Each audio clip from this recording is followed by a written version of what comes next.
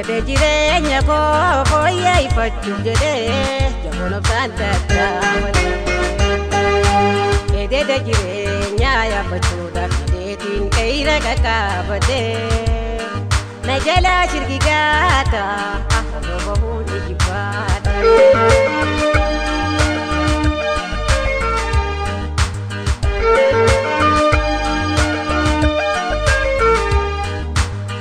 Addunyaa tana laalame oloofi gadoonsi akkaani malmaana. Qe'ira jiru baatee bu'uura koola takkee hireefi ayyaana. Tattaafiin tolaafu guyyuumaan guyyaadhaan. Sirrii gambeenya saaba fuudhanii jafannaa ta'ee.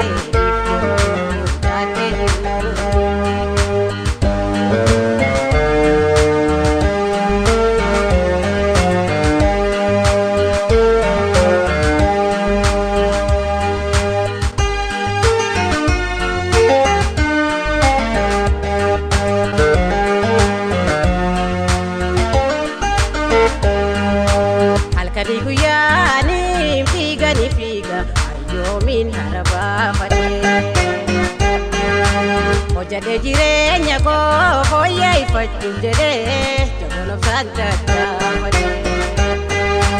Eededa jireenyaa yaabbachuudhaaf hidheetiin qe'ira qaqqaabate. Na jalaa shirgigaata afaan bahuun ijibbaate.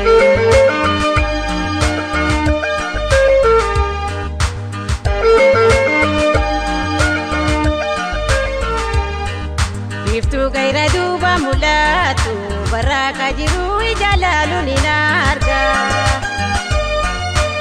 Uda jiruufin taphee simachuufin afranii fiigeetiin duubu godhee jabba.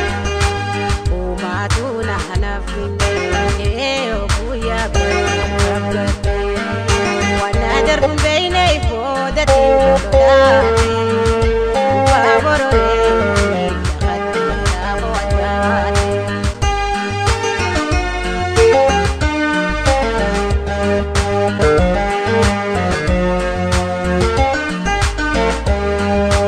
Halkanii guyyaanii fiiganii fiiga ayyoomiin harabaafate. Hojjete jireenya koo fooyyeffachuuf jedhee jaboon obsaan tattaafate. Eededa jireenyaa yaabbachuudhaaf hidheetiin qe'ira qaqqaabate. Na jalaa shirgigaata afaan bahuun ijibbaate.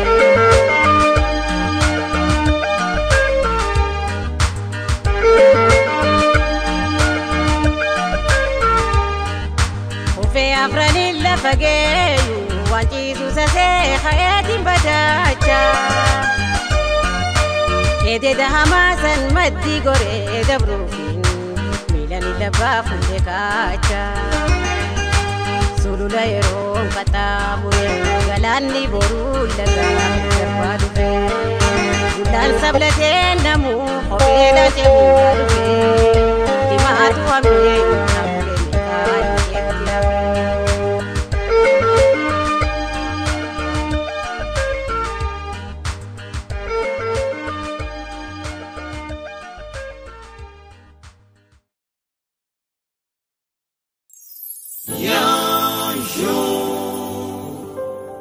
Production.